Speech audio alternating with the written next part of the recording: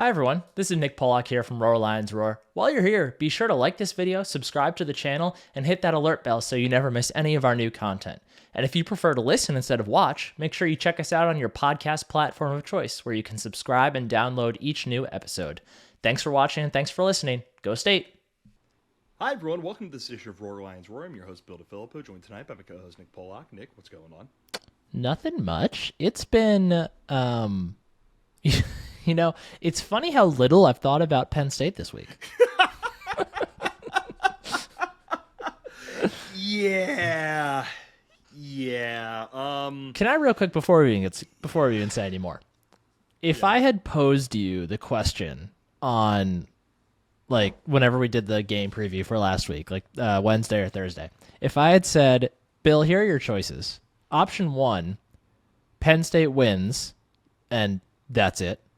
Option 2, Penn State loses, but we find out about all of this. Which avenue would you have taken? I would pick Penn State wins just because... Okay, so I think it's important to stress. If you're listening to this podcast, you probably know what we're referencing. But Nick and I are obviously talking about the fact that the last 2.5 years of Michigan football are built on a throne of lies. We'll dive into what that means. You know what? Screw it. We'll just go in right now. We're going to get to the Indiana preview a little bit later in this podcast.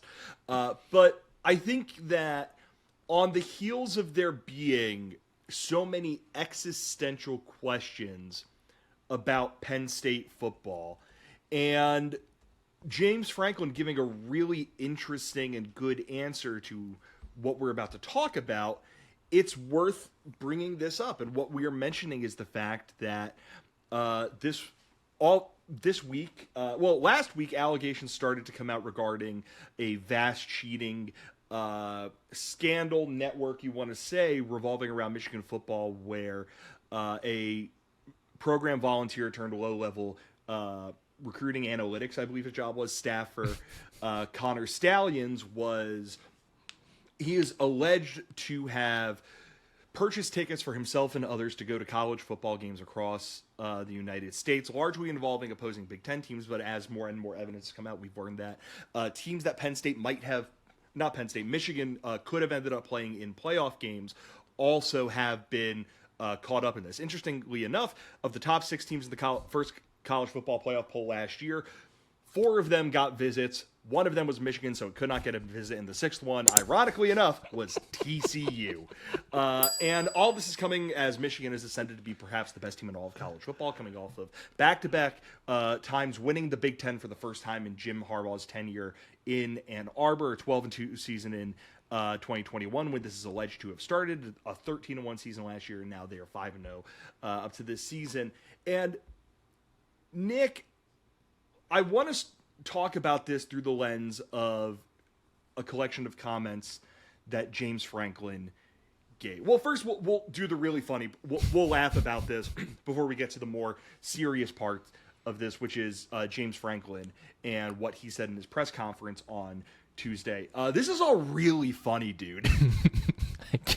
I can't stop laughing. I think good buddy Jason Priestess of 11 Warriors put it perfectly. Like, this is the perfect college football scandal because nobody actually got hurt. Like, there's no children or people or anything like no murder, like nothing like that. Yeah. And it involves the most sanctimonious fan base out there, and it's just hysterical. It is good.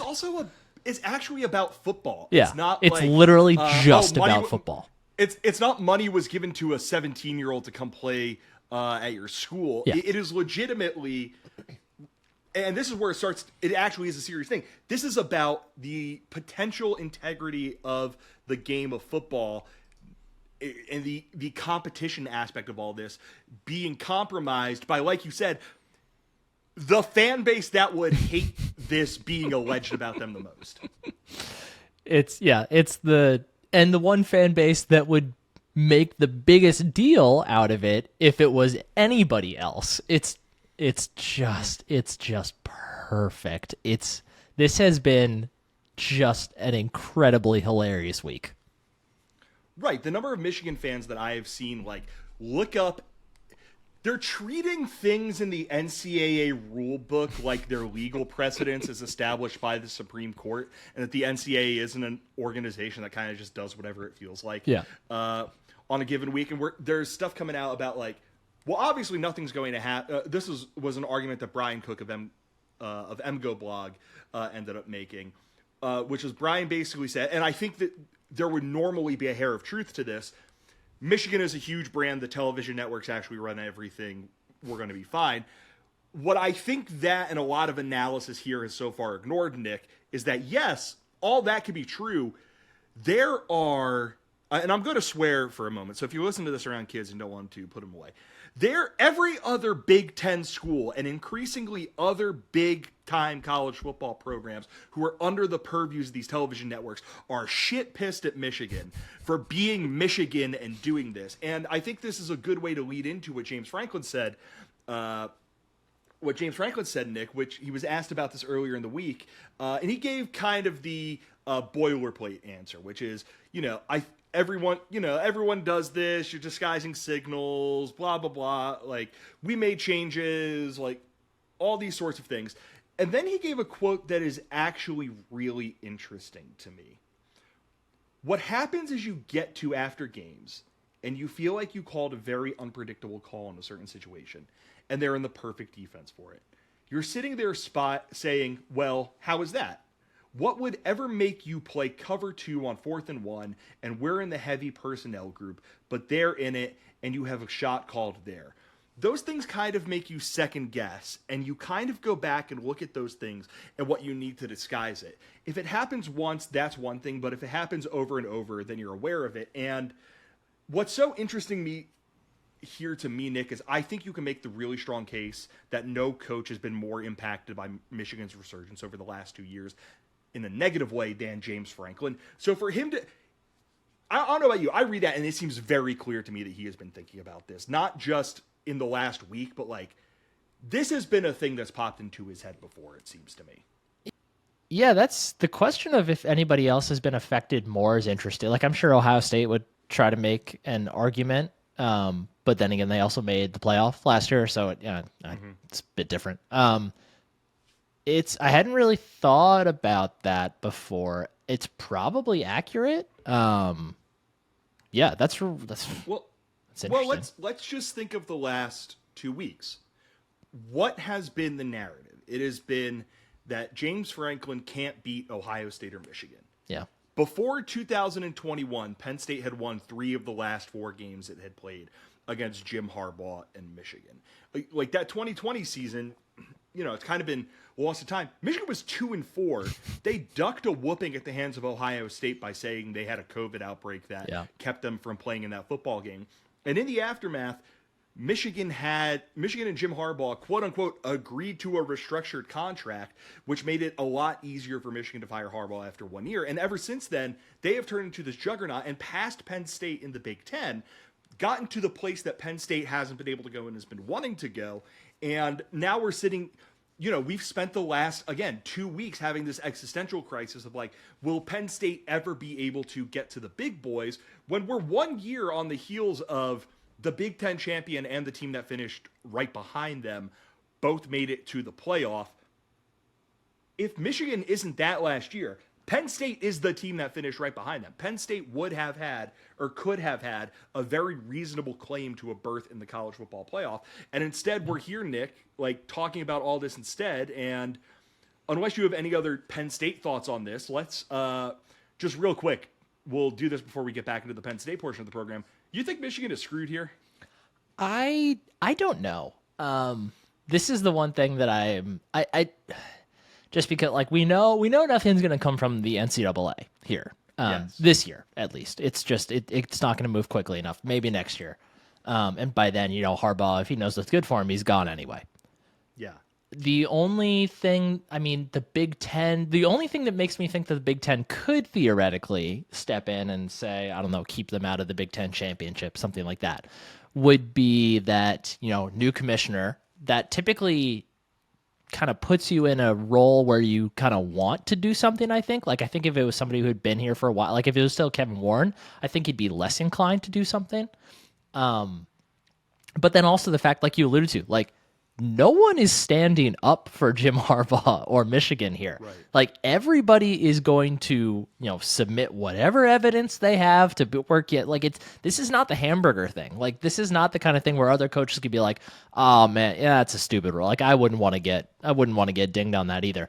Like this is something where there is proof that, because no matter how you slice it, you can say like, oh, well, you can be a Michigan fan and take that lens and be like, oh, well, like, no, it wasn't the sign stealing that turned us around. It was J.J. McCarthy and these new coordinators. You can be like, okay, cool. You can't prove that. Like, look at the timeline. Look how this happened. Also, J.J. didn't start that first year where they turned it around. Cade McNamara did. Yeah. So it's like, no matter how you slice it, like, every coach is going to be able to point at this and say, this is how this helped them beat us on the field. Your only job in this role as, the head of this conference is to make sure that the playing field is even in that sense. What are you going to do about it? Now, I think there is a very valid question as to ask, would staying out of the Big Ten championship really affect Michigan? Like if they were to win and not make the championship, would that really affect their playoff chances anyway? Would the playoff committee would they say, no, we don't want a part of this? I don't know. The playoff committee could also say we're not inviting them. Yeah, very easily. For one reason or another if they want to. Yeah, totally.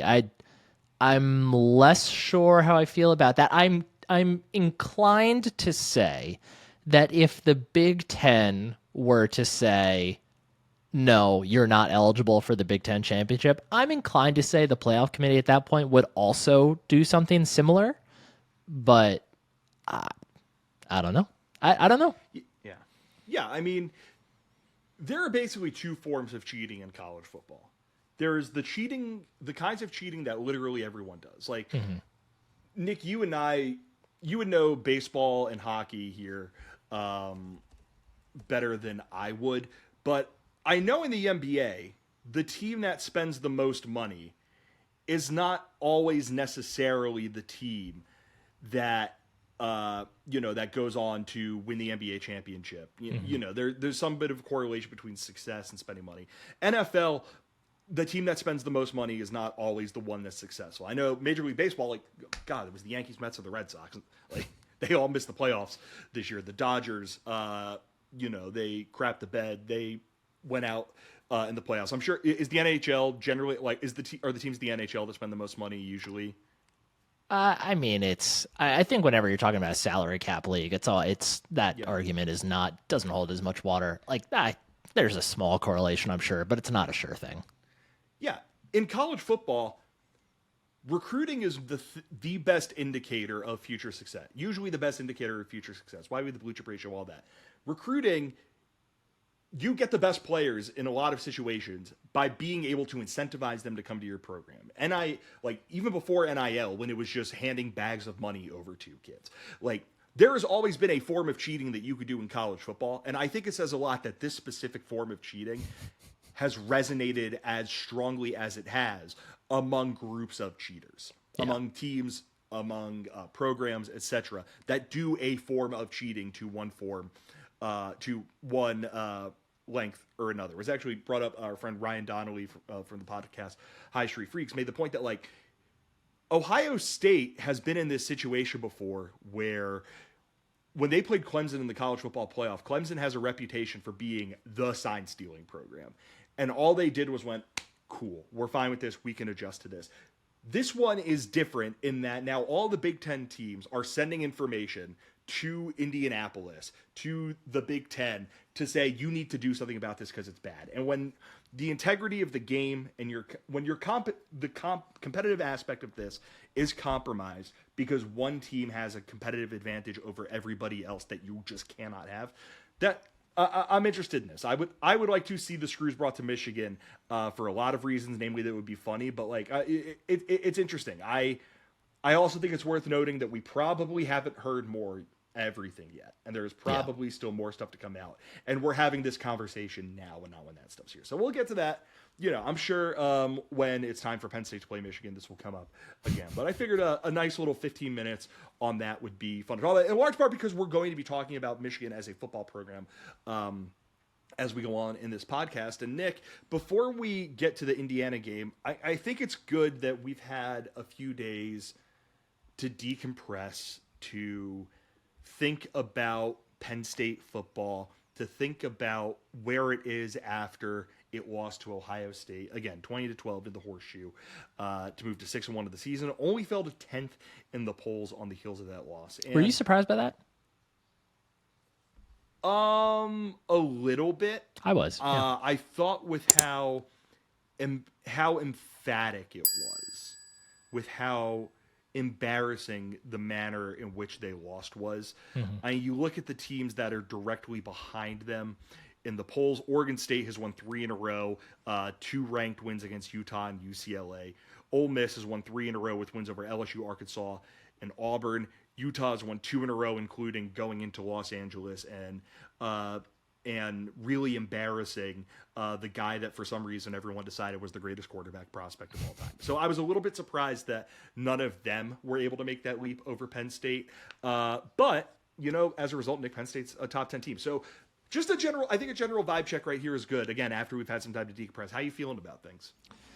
Yeah, I wouldn't say I feel all that different than I did when we recorded the recap. I mean, again, like I said on that last one, I was pretty level-headed at the time too, but it's I'm more than anything, I'm just more fascinated than ever, I think, to see a non-Ohio State or Michigan game for Penn State, just because I'm really fascinated to see how they respond, both in terms of how they coach the game, in terms of how Drew Aller plays, in terms of if the wide receivers, play with their hair on fire, like they need to make a statement. Like it's just a really interesting place for the Penn State program because of the same, like the defense. This is kind of why I think they actually stuck at 10. I think because the defense was so good, I think voters are probably like, well, that defense probably is good enough to beat most teams. So yeah, vibes I don't think are like great, right? You have these 2 important games and you lost one of them and you lost it pretty badly despite what the scoreline says. But at the same time, like you still have that defense to hang your hat on. There's talent on the offense still. It's just about can they fix it in time to, make a statement over this last portion of the schedule and hope that things break their way. So vibes aren't good, but and maybe it's just the hilarity of Michigan that's allowed it to kind of buoy back up a little bit into, but I wouldn't say I feel like it's a all hope is lost scenario. Yeah, it's interesting because I think the Ohio State game put so blatantly on display the flaws of this football team that they have to use these next 2 weeks to maybe not explicitly get ready for Michigan. Like they don't have to, if they're facing a 3rd and 3 against Maryland, I don't think they need to go with what we call against Michigan here. We're going to call that play and we're just basically going to practice it with live reps. I don't think that's quite right, but I think these next 2 weeks, I still don't think they are going to beat Michigan basically under any circumstances. Unless they get really good at running in plays from the sideline and huddling up. I don't think they're going to beat Michigan. But these next 2 weeks are crucial because Indiana is a team that we'll talk about it in a sec. They're not going to have to break much of a sweat if they want to be. They should be able to walk to a win against Indiana, which gives them the flexibility to approach this game however they can, however they want to, work on whatever they want to, get better at whatever they want to, or just say, hey, listen, the most important thing is that we win after last week. We're just going to have Nick and Katron run for 4.3 yards per carry because why not? And kind of the same with Maryland. Maryland, the dynamics of that game are going to be a little bit different because it's in because it is in College Park, but we'll get to that game in a bit. But They also I don't hate know, you. like So they also hate you. It's their Super Bowl. They're a clown shoes program that you should never take seriously or respect in any way, shape, or form. You know, all the normal stuff we would say about Maryland. But I don't know, Nick. Like, I almost feel I don't want to say a sense of optimism, but like there's a little bit of excitement here, I would say, based on the fact that they can go out here these next couple of weeks and beat the opponent ahead of them, focus on the opponent ahead of them, but do stuff that we know they need to get better at if they want to beat that big test 3 Saturdays from now. yeah, I fully agree with that. And like, to put it bluntly, you can't really play a whole lot worse offensively than you did this past weekend. So it really only can and should be up from here in that regard. But you're right. Like, it's every team gets knocked down at some point, and you have the chance to respond to it. And this is their chance to respond to it. And hopefully, I think we're both optimistically hoping that means it spurns on some, real growth and real change in this offense. The caveat, though, is that, if they, like you said, like if they come out with the game plan of, let's just run for 4 yards of carry, let's throw 3-yard passes and try to hold the ball for 38 minutes again. Like, if they do that against Indiana, even if they win, that optimism is going to be shot real quick, because then it's, then that just sends the message of, oh, okay, well, all right, this is just what we're doing this year, I guess. Right. Bummer. You're sleepwalking into an ass whooping. Yeah. Basically. Yeah. Yeah. And we'll talk about how the Indiana game presents an opportunity for them to start working on some stuff that they've maybe been a little bit hesitant to work on. But before we do that, Nick, I think we got to talk about something else pertaining to Indiana, pertaining to the Indiana Hoosiers. And that would be the podcast longtime sponsor, Home Field Apparel. Yes, it's been our sponsor since we decided to go podcast. So it would be nothing but great to us, nothing but great to Penn State fans, with one major exception, and that is their insistence on posting the picture of Michael Penix being ruled in the 2020 season when he clearly was not. And Indiana just caught a break over Penn State football. Nick, say something about Home Field Apparel. I was going to say something about that. Yeah. Or say something about that. Who cares, man? It came across my timeline again the other day, and I don't remember the context, but it was, and I literally sat there for, I think, like 5 full minutes just playing it and freezing it, and it breaks my brain that the bottom part of the ball hits the ground before it breaks the plate. So like if clearly, if he was ruled short on that play, if he was ruled short and then they went to look at it, it's stances called on the field. Whatever they called was getting stances called. I mean, I guess it seemed so clear to me regardless, but anyway, Home Field, they make great stuff. Yeah, I'm currently wearing one of my favorite bits of, Home Field Apparel. My Happy Valley t-shirt, one of my favorite pieces of their collection, something that I wear, seemingly every single week. They have plenty of stuff in their collection that it seems like I wear every single week. They have a little bit of everything for any Penn State fan, whether it's t-shirts, long sleeve shirts, a new bomber jacket, joggers, you name it, they have it. It's worth your time. It's worth your money. And if you have never given them money before, you can use the promo code RLR23 to get 15% off of your first order. Again, the promo code is RLR23 for 15% off of your first order if you're a new customer to Home Field Apparel.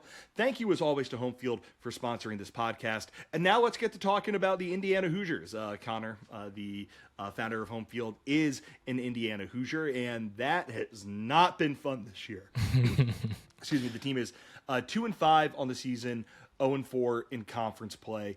They haven't been especially competitive in their conference games. The Hoosiers are coming off of a loss last week to Rutgers, where they lost 31-14, and made Rutgers bowl eligible. So good for Rutgers. Yeah, I suppose. But it's been a team that I've watched them a little bit, Nick, just because I watch a little bit of every team on Penn State's schedule, and it really is stunning to me for how much fun and optimism there seemed to be around Tom Allen's program in after that 2020 season, they just look like nobody wants to be there. Yeah, the only time I really have watched them this year was actually the Akron game. They won 29-27 in 4 overtimes. They just it's so strange because typically teams take on the personality of their coach, and like Tom Allen has not changed the way he coaches. He is not. He's still this super enthusiastic guy, and I guess their defense isn't awful. So I mean, it's not good, but it's not. I will just say it. Indiana 95th in SP plus, 99th offensively, 86th defensively, 50th on special teams. Yeah. Just wait until we actually get into the numbers that I have accrued for them. They are miserable. But yeah, like so, it's strange to not see them at least like, and even like week 1 against Ohio State, like even then, like they were at least flying around defensively, like they were hitting hard, like that felt Tom Allen-ish. But since then, it's just like they've just been hit with too many knockout blows, and they've lost the plot. Like it's just no, like you said, no one wants to be there. It just doesn't seem like anyone's really happy to be an Indiana Hoosier playing football right now. Yeah, they fired their offensive coordinator Walt Bell at the beginning of the month and replaced him with offensive line coach Rod Carey, former head coach at Northern Illinois and Temple. And let's just kind of dive into what we're looking for when Penn State's defense is on the field against Indiana's offense. Nick, Indiana decided to go full-time to Brendan Sorsby as their starting quarterback after splitting time between him and Taven Jackson. Jackson had a bit of a habit for giving the football to the other team. Sorsby hasn't quite done that this year. And last week against Rutgers, 15 for 31, 126 yards, 4.1 yards per attempt, 1 touchdown, and didn't take any sacks. He played against Penn State last season, got, I believe, a little bit of extension. He might have started that game. 3 for 6, 8 yards, 1 interception, and 2 sacks. Like I can't see a way that Penn State does anything other than unhinge their jaw and consume Indiana's offense whole. Yeah, I think the main thing that I want to see is just how they go about replacing Chop Robinson. By all accounts, it sounds like he's certainly not going to be ready to play this week. It sounds like it's at least going to be a multi-week thing. We'll see. So I'm interested to see how, is it all just denied Dennis Sutton, or is it a mix of Dennis Sutton and Vanover and Fisher? Didn't Vanover got hurt? Worth mentioning. James Franklin said Chop Robinson and Amin Vanover's statuses are unclear for Saturday. Yeah, so maybe more Zariah Fisher, maybe more Jameel Lyons as well. Like there's some interesting names there, so I'm just curious to see how they fill that role. But yeah, I mean, overall, it's not like we need to see anything new from the Penn State defense. What they're doing is incredible. I guess it'd be nice to see Kalen King have a nice bounce back week after having to go up against Marvin Harrison. Obviously, a much less prolific passing game this week. So, just honestly, just more of the same, and find ways to keep the pass rush productive. Yeah, I mean, they have a couple of nice players, a wide receiver in Cam Camper and Donovan McCulley. McCulley, I believe, was a 4-star quarterback recruit who decided he wanted to play wide receiver after a year being a quarterback. It was very weird. And their running backs of Jalen Lucas and Christian Turner are, kind of road grader types. Neither of them have really broken out a long run, which, they're... But Lucas's longest run is longer than Nick Singleton's longest run, so that's nice. And Sorsby can run a little bit. I think that's probably why he's starting. He just adds a little bit of a dimension with his legs. But yeah, everything for me comes down to the fact that you look at the numbers on Indiana's offense. 3 yards a carry as a team, that's 117th nationally. 5.7 yards per attempt, that is 119th nationally. Their quarterback is sacked on 5.7% of dropbacks. That is 57th nationally. Their team passer rating is 107.3, 119th nationally. And in one of the great black marks on a conference in college football, there are somehow 3 Big Ten teams that are worse at passer rating than the team that is in 119th in their own conference. Yikes. So, this is the kind of game where whatever Penn State wants to do, Penn State has the opportunity to kind of establish itself.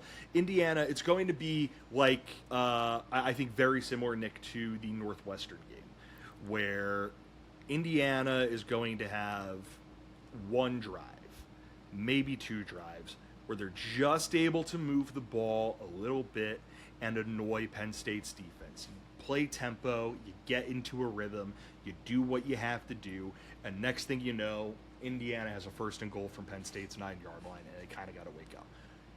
For me, the important thing in this game is that Penn State's defense, Penn State's offense basically doesn't make it so Penn State's defense has to work especially hard. I think the big thing here is Penn State's defense is just going to be able to impose itself. Penn State's defensive line is going to be able to get home. Their linebackers are going to be able to attack this running game, these receivers, whomever. The cornerbacks are going to win frequently. It's really hard for me to find too much of anything I want to say about this side of the football because it's the other side of the football that's so important for us. Yeah, it's like, if anything, I would maybe even expect the Penn State defense to come out a little angrier than normal just because they're pissed that they lost last week, even though I'm sure they know it wasn't their fault. Like any reasonable person could deduce that, but there's not anything we need to see from the defense. That's not where the story is. Yeah, the story is on the other side of the football, which is Penn State's offense going up against a very bad Indiana defense. And Nick, before we talk about Penn State's offense this week, one thing that you did was you went back and you looked at Penn State's final drive against Ohio State. And a lot of us, myself included, kind of push that narrative or of that belief, whatever you want to say, that Ohio State just kind of took their foot off the gas. And would you agree with that description of Penn State's final drive in its game against Ohio State, which was Penn State's only touchdown drive of the day, the Nittany Lions, 12 plays, 73 yards, and 212? Or do you think there was something that actually caught your attention and made you think, you know what, maybe there's something to build off of here? I went back and watched actually the last 2 drives, and honestly, it was very different than what Ohio State had been doing earlier in the game. Like, fewer guys in the box, pretty much no press coverage at any point. Like, they were playing very off the receivers. But I will say, so from a standpoint of should we expect more from the Penn State offense just because of literally how they performed? I don't think so, because the Ohio State defense totally changed its tactics. But the one thing that they did do is that they actually threw over the middle of the field a little bit at the end of the game. Like, Dante Cephas caught one over the middle. Caden Saunders' touchdown was over the middle. So even though it was a different-looking defense, maybe just the fact that Drew was able to kind of see the ball leave his hands towards the middle of the field will be something that they can build on, even knowing that, going forward, coverage is going to be tighter. There's going to be linebackers maybe more aggressively dropping into lanes, stuff like that. But just it's kind of one of those things that I wonder, it's what we talked about, the lack of easy stuff for Drew early in the last game. Like, he never got into a rhythm. Maybe those throws were something that he can build on and use that to help get into a rhythm faster in this one. It's interesting because give me just 1 second. I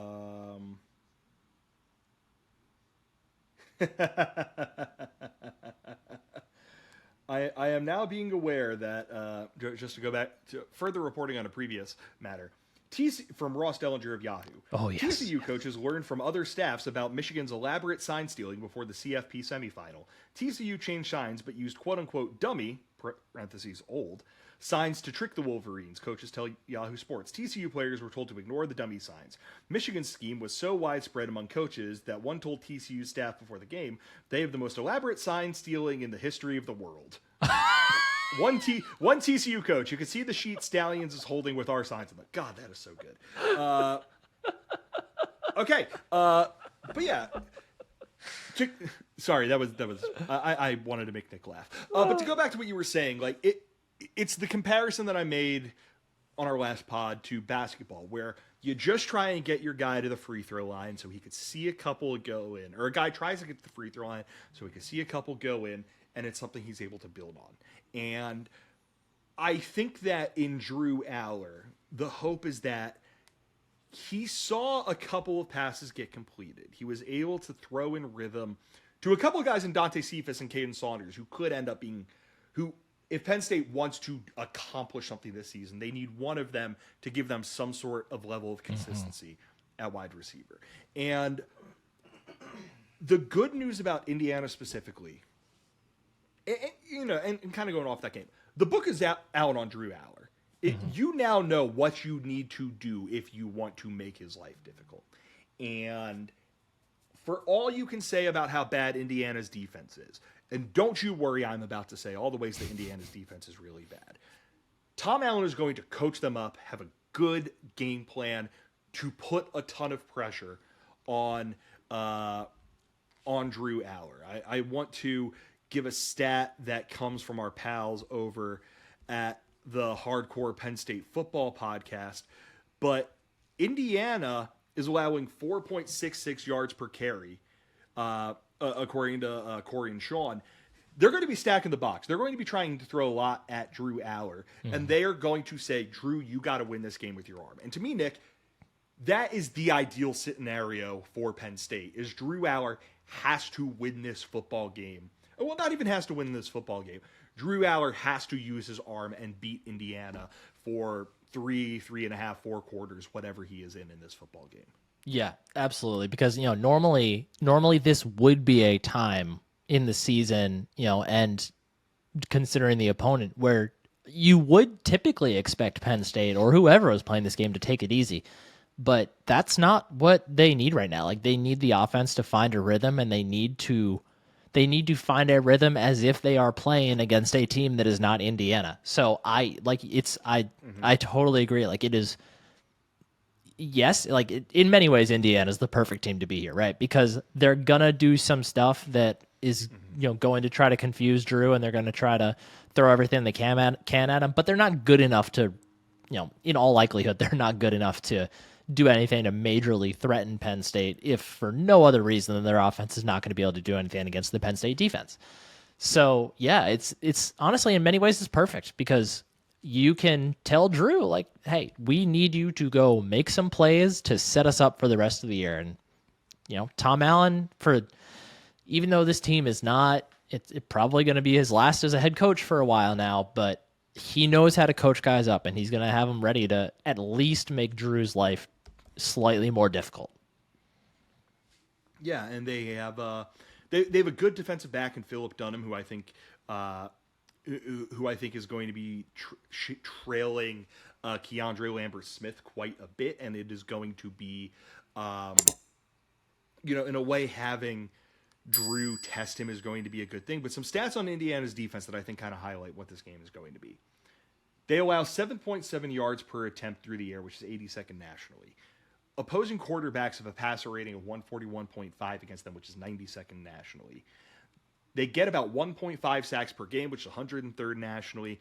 Opposing quarterbacks complete about 63.16% of their passes against them, which is 97th nationally. They allow 5.1 yards per rush, which is 110th nationally. 6.1 yards per pass, which is 6.1 yards per play, which is 110th nationally, and 0.8 takeaways per game, which is 114th nationally. So they don't get to the quarterback, they don't take the football away from you, and they let you move the ball against them. That's a great combo. That means your defense is not good. And for Drew Aller, for Mike Yursich, for Penn State's wide receivers, who I'm not worried about Penn State's backs. I would almost enjoy it if Nick Singleton and Katron Allen combined for like 12 carries in this football game. But earlier this week, James Franklin said, according to Nate Bauer of Blue White Illustrated, we're behind in the passing game. I think we've shown some flashes. I think Trey's injury, when we didn't have a whole lot of proven guys before that, I think some guys that have kind of come in have transitioned a little bit slower than we have hoped. But this is an opportunity to take a step this week and build confidence moving forward. I think there are guys in that room that have the ability to do the job and do the job at a high level. It's about consistently physically, but it's also consistency mentally.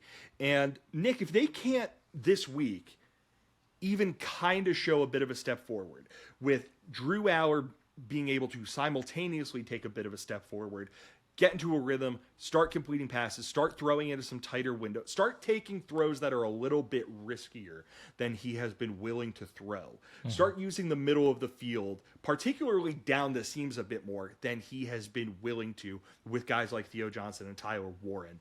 And put your receivers in positions where they have to win and can win one-on-ones. Like, I would rather Penn State puts up 24 points, but they take a noticeable step forward doing that stuff, than Penn State puts up 45 points, but it's just another plodding game on the ground where they decide the most important thing is holding Drew Aller's hand and not letting him make a mistake. Yeah, the score does not matter to me this week. It's completely an aesthetic thing about how does the offense look, because like even if you're not somebody who takes the only thing that matters is the playoff approach, like if Penn State wants to be, and I guess I say I guess beating Michigan isn't necessary to go to a nice bowl game just because of the way things lay out. They'd still have a great shot at being 10-2, yada yada. But like everything about the rest of this season is going to come down to how they look against Michigan. And how they look against Michigan is going to start with how they look on Saturday against Indiana. So, yeah, you're right. Like I could care less if they win this game. They could win this game 17-10 for all I care, as long as the offense like looks like a team. Well, maybe not 17. Maybe that's an exaggeration. Yeah, but I know what you mean. Yeah, I just want to see an offense that looks like a unit that can reasonably go out there and get stuff done against the top defenses in the country, because that is what Penn State is aiming to be. So like that's what I want to see. You need to get better at the stuff that you're not good at. Yeah. And if you're not going to use this game to do that, after you basically punted on trying to do that against Illinois, Iowa, and Northwestern, what are you going for? I mean, Drew Aller against Illinois threw 33 passes. Katron Allen and Nick Singleton combined to run it 24 times. Drew ran another 6 times on top of that. Iowa, Drew threw 37 passes. Allen and Singleton combined for 38 runs. And then obviously Drew ran it 8 times. A lot of QB sneaks were thrown into that. Northwestern, Drew threw 33 times. Singleton and Allen ran it 27 times. Aller had 8 runs attributed to him in that. They've looked for balance and have known that they could lean on that running game. And I think that's an important point for this game, which is that, yeah, if for some reason things go belly up and your quarterback is just having a nightmare for some reason at home, which he hasn't had those sorts of nightmare games at home, you can then lean on your running bit games. But to get to where you want to go, everything depends on this quarterback. And against an Indiana team that is going to be well coached, is going to know what they want to do. They have a good linebacker in Aaron Casey, who I think is going to, it's going to be a bit of a chess match for Drew against him, particularly in this one. You're just going to need to be able to go out there as the starting quarterback for the Pennsylvania State University Nittany Lions and perform in a way that you have shown in flashes that you're capable of, but you haven't really been able to. And Nick, when we go, you weren't able to in your last game out there. And Nick, when you start with the players you're watching the most closely in this game, like number 1, 2, and 3 is Drew Aller, obviously. Who are you looking for beyond him as we go into this football game? I think beyond him, the spot on the field, I'll word it as what I'm looking at most, is Tyler Warren slash third enter name of third receiver here. Like whoever that, assuming that Theo Johnson is typically pretty much always on the field, not always necessarily running routes. So whoever is that slot receiver, third receiver, or the second tight end, and sometimes Theo could be involved in that too. But like we have a generally good idea of what Keandre Lambert-Smith is. He's explosive. He can get the ball in his hands. He's not gonna be an overly physical presence to everyone, but you know what he is. Trey Wallace, like when healthy, we've seen generally what he is. He's a smooth dude. Like he's not going to run away from everyone, but he can make most of the catches you ask him to. But someone's got to step up as the other option. Whether it's, Tyler Warren's been great in the red zone, hasn't been asked to do a ton of much else in the open field. So whether it's him, whether it's Liam Clifford, who certainly didn't help his cause with a couple drops against Ohio State, whether it's a guy like Caden Saunders, who finally got a chance with a little bit more extended run, made two, nice plays getting open and caught his first touchdown, whether it's, maybe we see like Malik McClain all of a sudden step back on the field somehow. Or maybe it's Dante Cephas, whoever it is, like somebody else has to step up, and, whoever that is could theoretically become a more usable or notable option than Trey Wallace, especially if Trey is still not 100%, but like somebody who is going to primarily operate over the middle of the field has to do something. Yeah, it's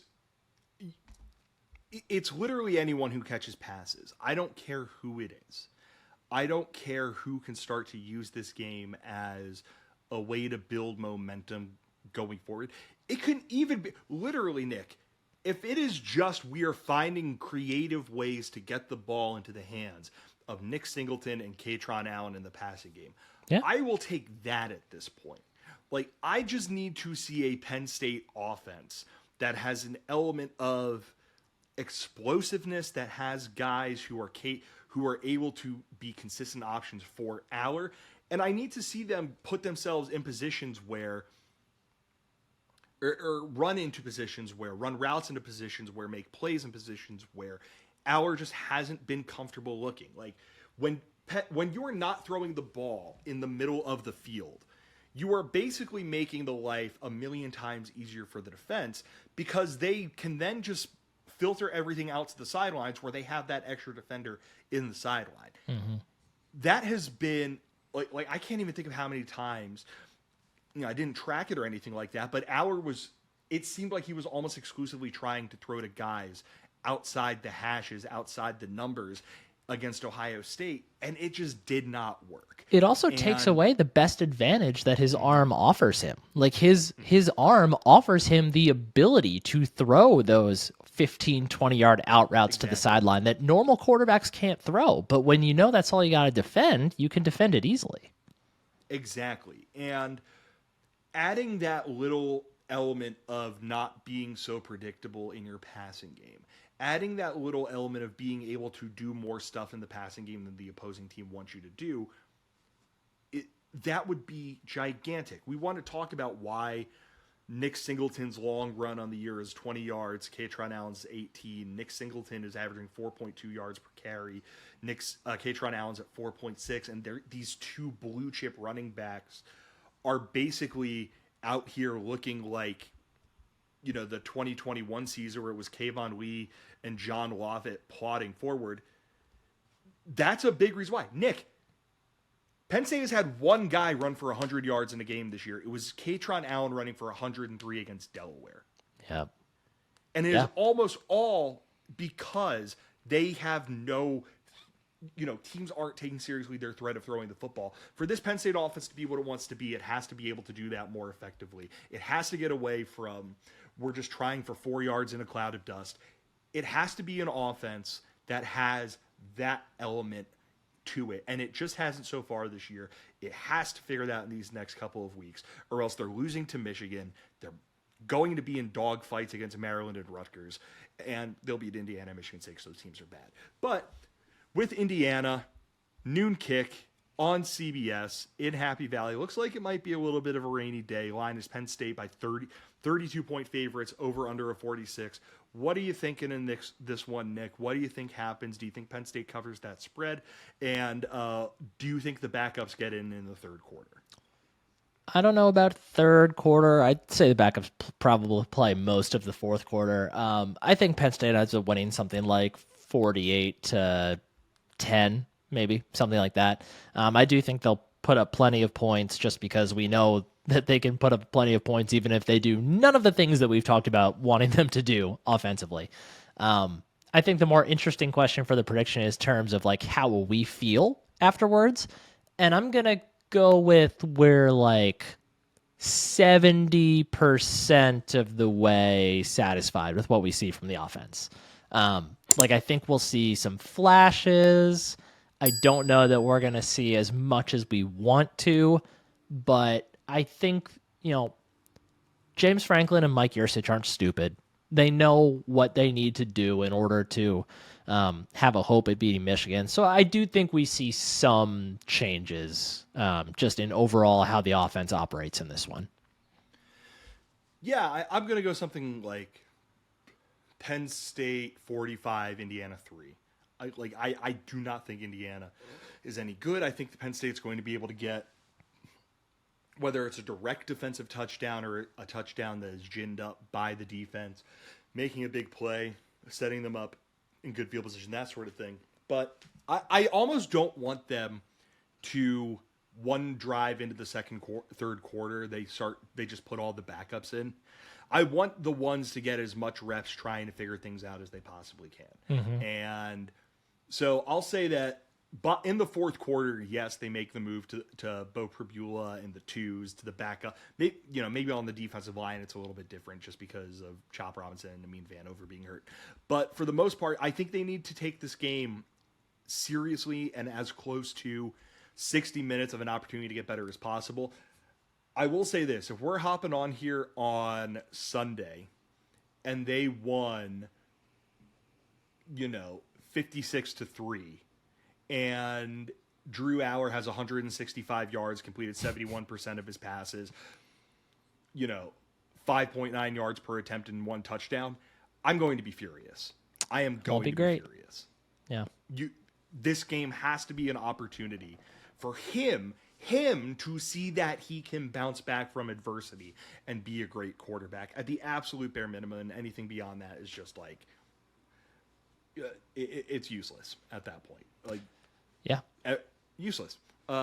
This week is the first steps towards really building for next year. Even I think like next year, the team overall is going to be worse because the defense is going to lose a lot of pieces, and that's the driver of the team right now. Like next year, you're going to need Drew Aller to be the one to elevate the rest of the team. So this is step one for that. Yeah. So Drew Aller, if you're listening to this podcast, we have nothing but faith in you, and we want you to go out there and put on a show this weekend, because that increases the likelihood then that you will, one, light up Maryland, which is always funny, and very two, true. Not even light up Michigan, just have a good game against Michigan, because they can beat Michigan if Drew Aller is, throws for 250 yards, 3 touchdowns, and doesn't look like a shell of himself. But that's for a little bit farther down the road. Nick, any final thoughts before we send the people into their weekend? I very much look forward to whatever new details of the Michigan saga we learn tonight. God, I can't wait to read that. Ian Rappaport of NFL Network actually just quote tweeted it and said, "The story keeps on giving. What a hilarious scheme." And if Rap Sheet is saying that, it's good. But thank you, everyone, for listening to this edition of Royal Lions Roar. As always, make sure you go and subscribe wherever you go and get your podcast. If you use Apple Podcasts, please go leave us a 5-star review. If you use Spotify, please go leave us 5 stars over there and use that Q&A feature so we can talk about the things that you guys all send in. Hop on over to YouTube, hop into the comments section, talk about Penn State football with fellow Penn State fans and fans of other teams, and they decide to make their way over, and make sure you're subscribing to us over there. Follow us on Twitter at RLRblog, and make sure, once again, if you want anything from Home Field Apparel, use the promo code RLR23 for 15% off of your first order if you were a first-time customer. One last time, thank you, everyone, for listening to this edition of the podcast. For Nick Pollock, I'm Bill DeFilippo. Take care, everyone. Go State.